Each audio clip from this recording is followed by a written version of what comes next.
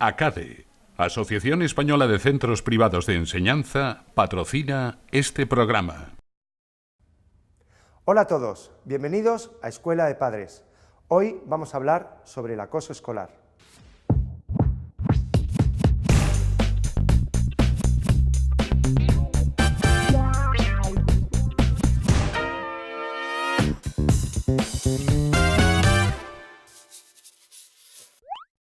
¿Qué es acoso y qué es ciberacoso? Es a través de las tablets, a través de los móviles. Si yo me entero de esto, lo primero que tengo que hacer es poner los medios necesarios, tanto la malvíctima como si mi hijo es acosador. Nosotros somos un colegio innovador. Los centros La Salle trabajamos sobre todo la educación activa con nuestros alumnos.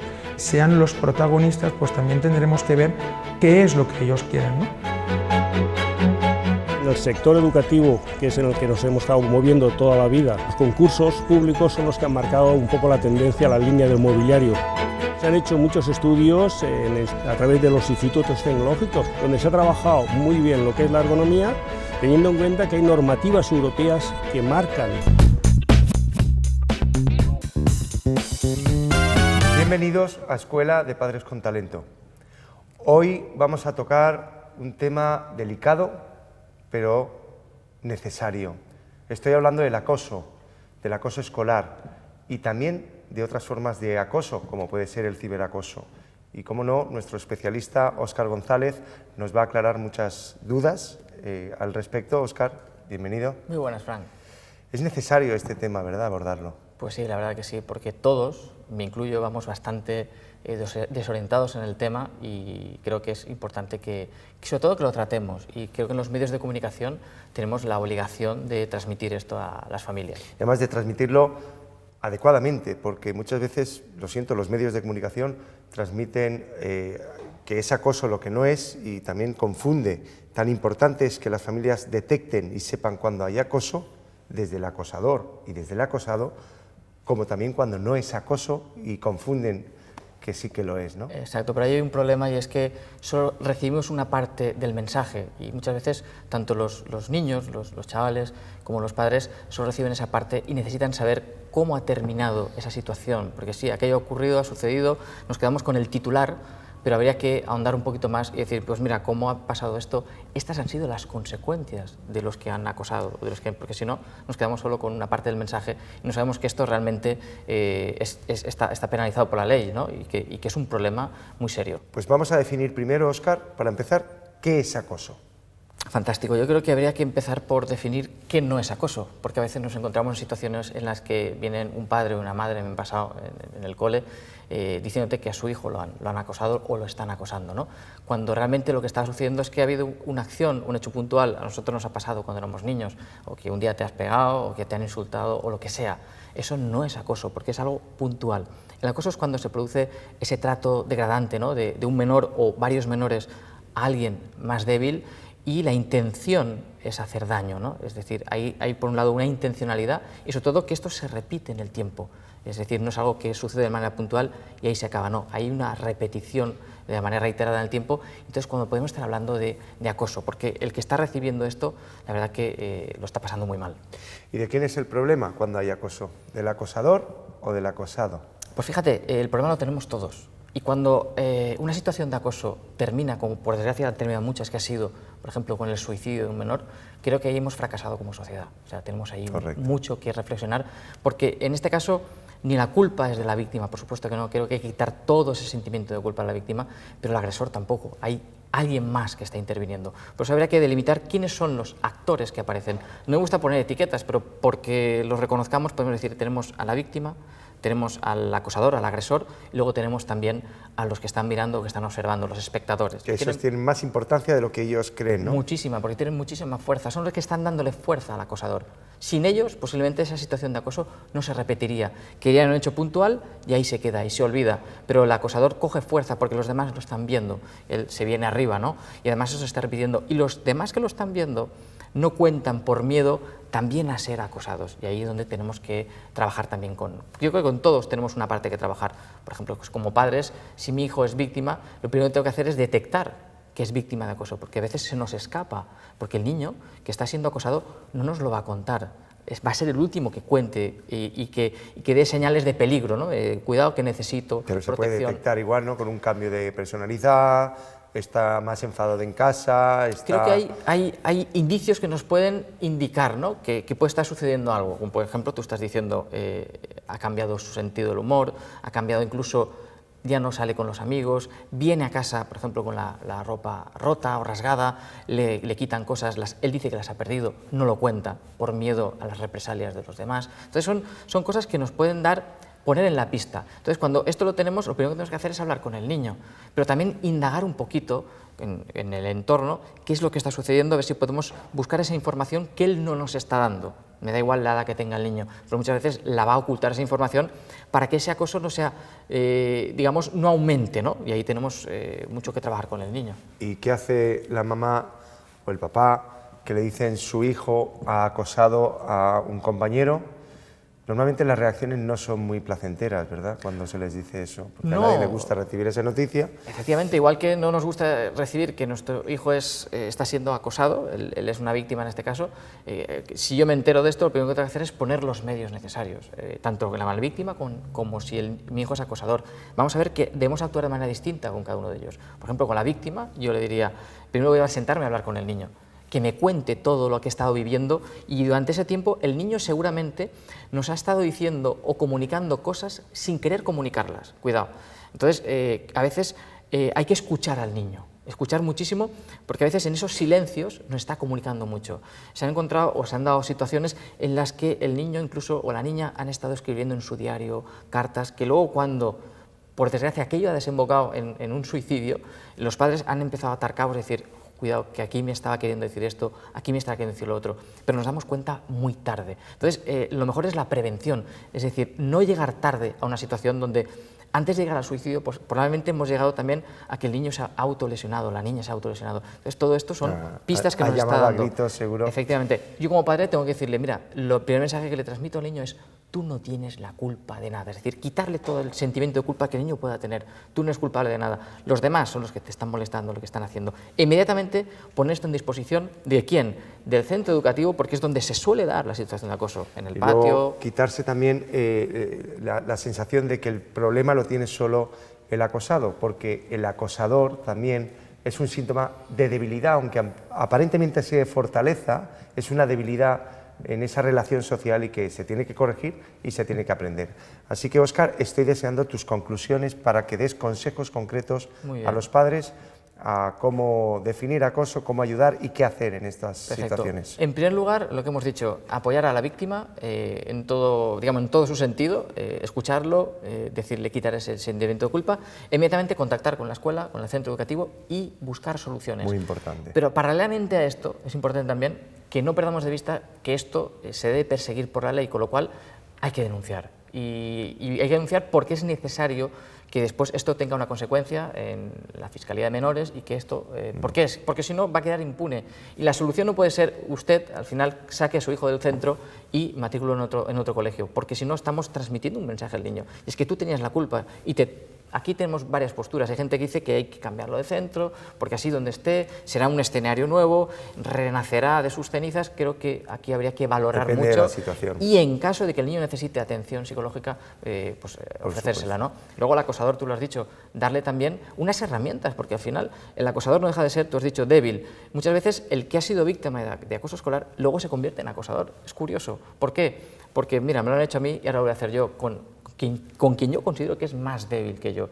Pero estamos olvidándonos de los más importantes. Como los espectadores. Exacto, los espectadores. Los que refuerzan. Si queremos detener una situación de acoso, debemos de trabajar con los espectadores, con los que ven y no lo cuentan.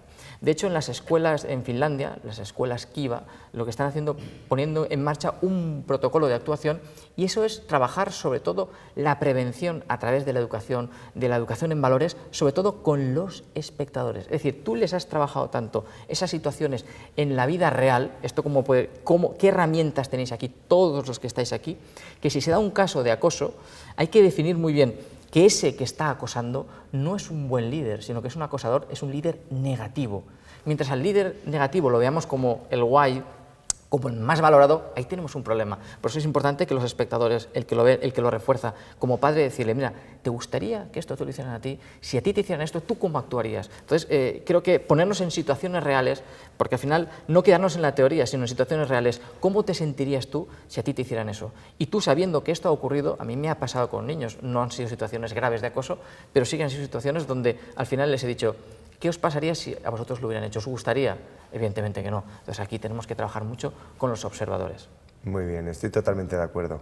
Siguiente consejo. Bueno, aquí me metería ya un poco, Fran, a delimitar qué es acoso y qué es ciberacoso. Creo que es importante, ¿no? Muy importante, porque el acoso no solo se recibe en el aula, ahora hay unas formas incluso más poderosas de poder llegar al acoso, que es a través de las redes sociales, a través de las tablets, a través de los móviles. Y creo que, y en mi experiencia lo he vivido también en algunas ocasiones, incluso más cruel, ¿no? Sí, porque fíjate, Fran, resulta que a veces confundimos y pensamos que una situación de acoso acaba en ciberacoso, y no tiene por qué. Es que solo queda en el entorno escolar y se ha acabado.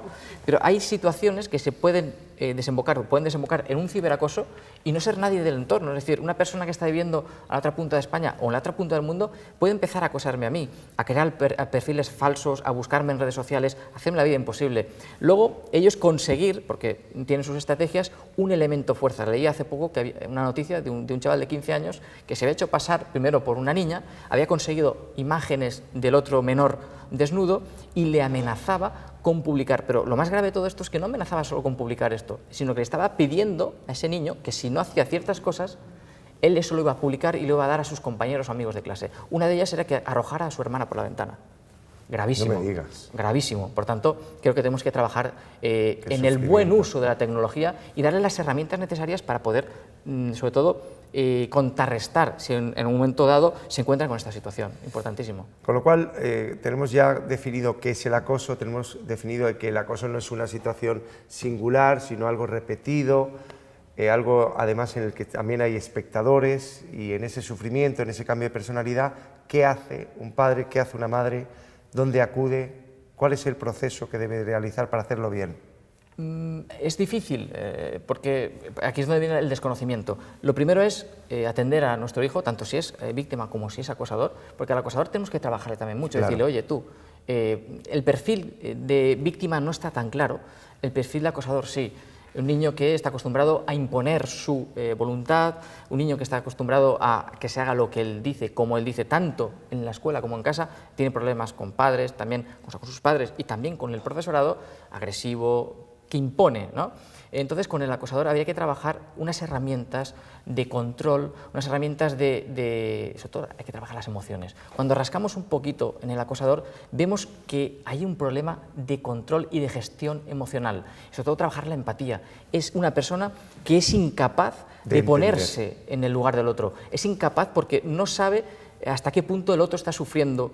Pero lo que hemos dicho antes, si yo soy capaz de insultar, si yo soy capaz de molestar, si no tengo a nadie que me vea, esto no tiene ningún valor, no tiene ningún mérito. Entonces, vamos a enfocarnos sobre todo en estos que ven y, por favor, que no consideremos que el que está viendo una situación de acoso, no lo consideremos como que si lo cuenta es un chivato. No, perdona. Debemos de valorar al que lo cuenta porque, como dice la canción del Langui, seamos valientes, ¿no? Hay que ser valientes, de verdad. Hay que ser valientes y hay que comunicar también a los centros educativos lo que está sucediendo, o también hay un teléfono que es el 900-018-018, es el teléfono para el acoso escolar, ahí van a tener toda la información, todo el apoyo de psicólogos, pedagogos, ¿verdad? Sí, lo ha puesto el Ministerio de y toda la Educación. orientación. Sí, justo para que los padres podamos, incluso la víctima pueda llamar y se les pueda atender y dar unas pautas y unas herramientas. Hay que decir que es un teléfono que está las 24 horas del día, los 365 días del año y que, según se dice, no deja rastro en la factura del teléfono, cosa que es importante, sobre todo por la privacidad.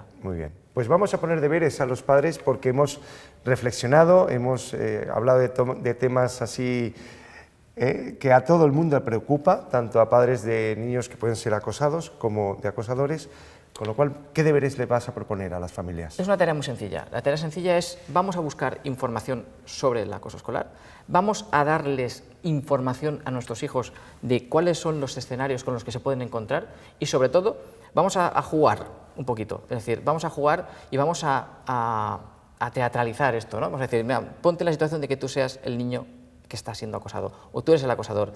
¿Cómo te sientes? ¿Qué es lo que sientes? ¿Qué es lo que está haciendo? Sería interesante también buscar noticias en prensa que aparecen, que ocurren, y ver que eso es una realidad. Que fíjate lo que está ocurriendo, fíjate este niño lo que está diciendo, lo que le ha hecho, ¿cómo te sentirías tú si esto lo hicieran? Luego buscar también, hay películas que también abordan este tema, buscar cortos, que también que pueden buscar en YouTube, cortos que aborden este tema y sentarnos con ellos y sobre todo hablar de este tema, que este tema se convierta en un tema de conversación en nuestra casa, porque si no al final se convierte en un tema tabú que vamos dejando y que no abordamos, y ahí es donde viene el problema, porque los niños, esas herramientas, ¿dónde las aprenden? En casa debemos de ofrecer esas herramientas. Educar es justamente crecer, madurar, pensar, cambiar y adaptarnos y sobre todo ser felices, ¿no? Entonces está muy bien todo lo que nos has recomendado. Muchísimas gracias, Óscar. Gracias por otra vez ser valiente y ser concreto. Y ahora vamos a relajarnos. Quiero algún consejo de mis compañeros, de Katy y Donís.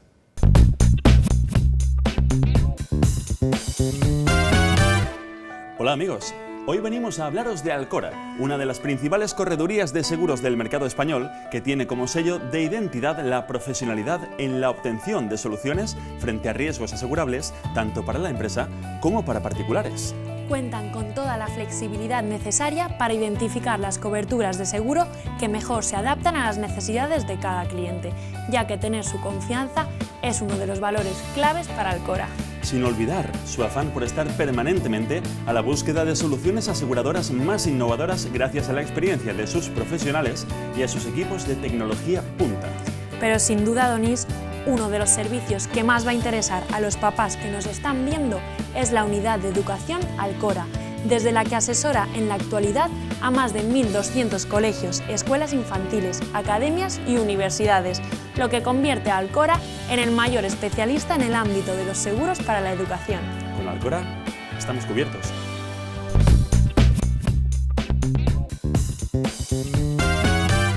Y ahora nos vamos con nuestro compañero Donís Salvador a la sección Visita nuestro cole.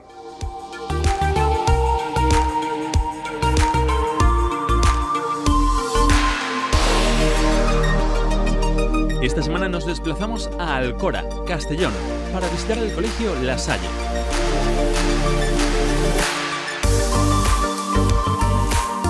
Un centro que ha decidido incorporar la robótica a su método de aprendizaje, por lo que sus alumnos pueden experimentar por ellos mismos cada uno de los conceptos que tratan en sus clases. Nos recibe Ignasi Corresa, su director, y nos explica todas las innovaciones de este colegio tan particular. Nosotros somos un colegio innovador. Los centros La Salle trabajamos sobre todo la educación activa y pretendemos que nuestros alumnos sean el centro y los protagonistas del aprendizaje. Creemos que nuestros alumnos deben conocer a partir de lo que ellos hagan, por eso hablamos de experiencia activa. Y tenemos un proyecto que empieza en guardería y que termina en cuarto de la ESO, que es lo que tenemos en nuestro centro, y trabajamos sobre todo proyectos globalizados. Es verdad que hemos empezado esto en la zona de infantil, en la etapa de infantil, se está haciendo también en primero de primaria, el año que viene empieza en segundo de primaria, y progresivamente irá funcionando en el resto de etapas.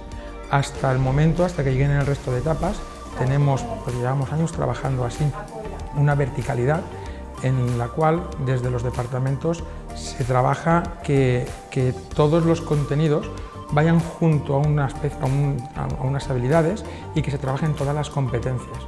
Por lo tanto, en las materias y en los departamentos, sobre todo de la ESO, estamos trabajando también proyectos con materias transversales, aunque no al nivel que lo están haciendo en infantil y en primaria.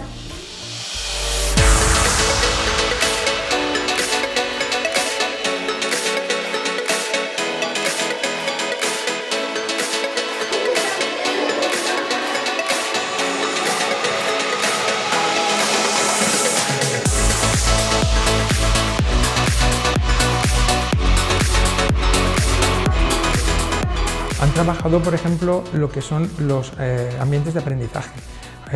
Además lo hacemos de una forma que es como utópica, ¿no? También es cierto que nuestro colegio es pequeño y por lo tanto nos permite hacerlo así. ¿Qué significa utópico? Si estamos diciendo desde el principio que queremos que nuestros alumnos sean los protagonistas, pues también tendremos que ver con qué es lo que ellos quieren, ¿no? Desde este punto de vista, aquí los alumnos les presentamos una serie de ambientes y no los dirigimos hacia ellos, sino que cada uno va al ambiente que quiere y los profesores están tomándose sus notas y mirando los ítems que tenemos para poder evaluarlos y así pues poder ver cuáles son sus necesidades o cómo van en estos aspectos.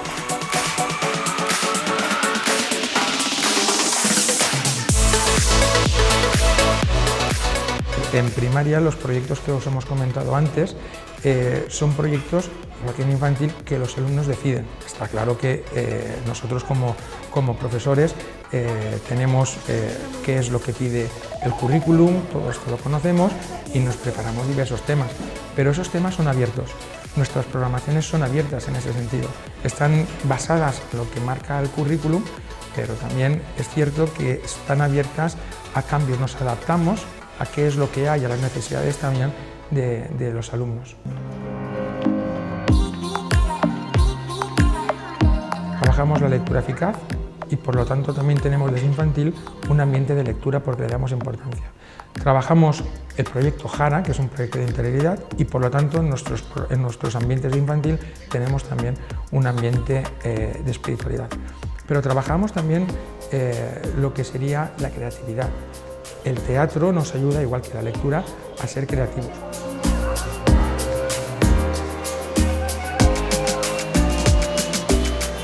Como la tecnología es muy importante para nosotros, creemos que debemos ofertar a las familias extraescolares que también tengan unos valores muy parecidos o semejantes a los que nosotros damos. El contar, por ejemplo, con la robótica y contar con Talent Class como la empresa que nos hace la robótica, va por este camino. Queremos que nuestros alumnos trabajen la psicomotricidad fina, que sean capaces de crear cosas nuevas con las tecnologías. Queremos que nuestros alumnos aprendan cosas buenas para hoy, pero sobre todo de cara al futuro.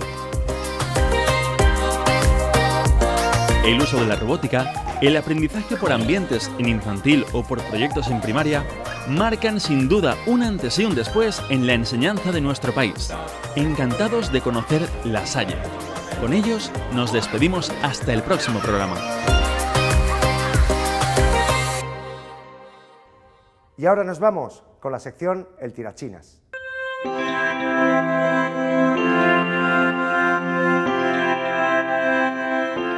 La evolución del mobiliario escolar ha sido un factor clave en las aulas de toda España en los últimos años. Los centros educativos han demandado nuevos modelos y diseños de mobiliario para adaptarse así a las nuevas metodologías. Este nuevo concepto de mobiliario de aula ha mejorado la salud, la comodidad e incluso el rendimiento de los alumnos. Grandes profesionales han estado detrás de este proceso y hoy tenemos la oportunidad de hablar con uno de ellos, Federico Ginés. Sobre todo en el sector educativo, que es en el que nos hemos estado moviendo toda la vida, los concursos públicos son los que han marcado un poco la tendencia, la línea del mobiliario. En el año 75 el gobierno de España sí que hizo un pequeño cambio en lo que era la homologación y marcando especificaciones y normativas, y luego hay un cambio también importante en el año 81 con las autonomías. Es donde se produce una especialización y sobre todo por decirlo de alguna manera, una diferenciación, sobre todo en colores más que en mobiliario, en las distintas comunidades autónomas.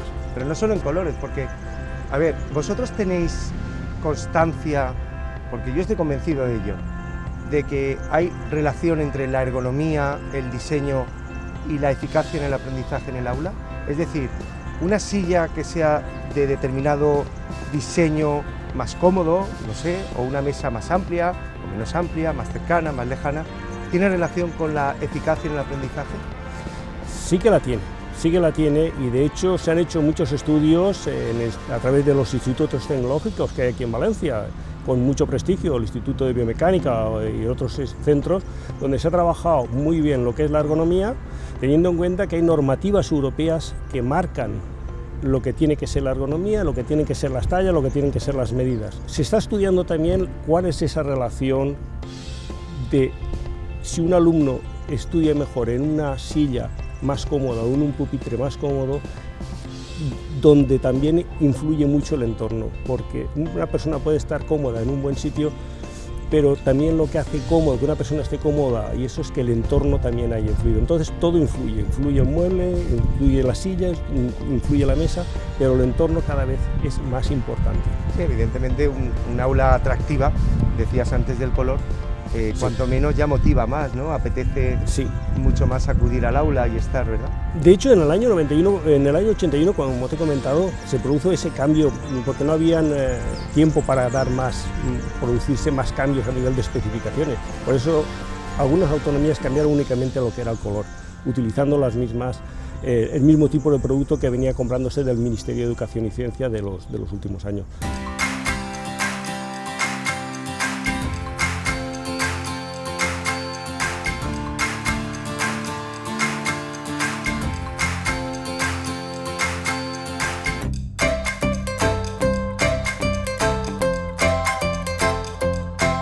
A partir de ahora es cuando se introduce ya lo que es el diseño. El diseño del producto cada vez empieza a especializarse. La gente ya no quiere el producto homologado de toda la vida, quiere un producto nuevo. Hablemos de diseño, pues, porque yo supongo que las nuevas metodologías, como por ejemplo el trabajo colaborativo que exige que los niños trabajen conjuntamente, o el trabajo por proyectos, incluso algunos proyectos educativos que hay en los que el alumno decide, ¿no?, dónde ubicarse en el aula, exigirá un cambio radical en el diseño típico de un pupitre cuadrado, una silla, digamos, estanca, ¿no? Correcto.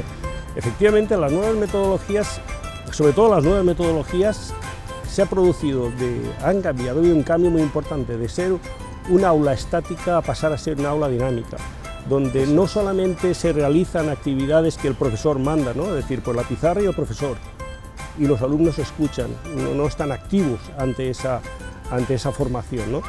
Cuando pasamos a esta nueva metodología, ya pasamos de una aula estática a pasar totalmente a una aula dinámica. ¿Qué significa una aula dinámica? Que se realizan muchas actividades dentro de un aula. Hay necesidades de concentración, de trabajo en equipo, de presentación de tareas, de 1000 actividades que requieren posicionamientos dentro del aula distintos. Lo que no he visto aún son pupitres con enchufes. Es porque no tienen una solución práctica en estos momentos. Están los elementos auxiliares, pero lo que es la solución a lo que es el aula dentro de sí, siempre están en los elementos laterales de las paredes, y existen una serie de bornas donde los alumnos, cuando se agrupan, pueden acercarse para conectar estos elementos allí.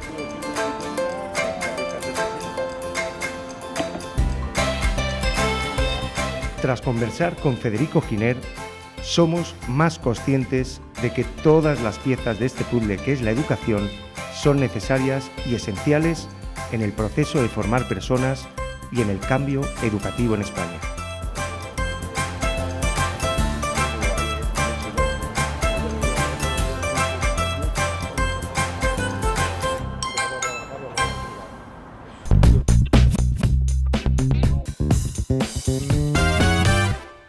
Hasta aquí el programa de hoy. Hasta la próxima semana.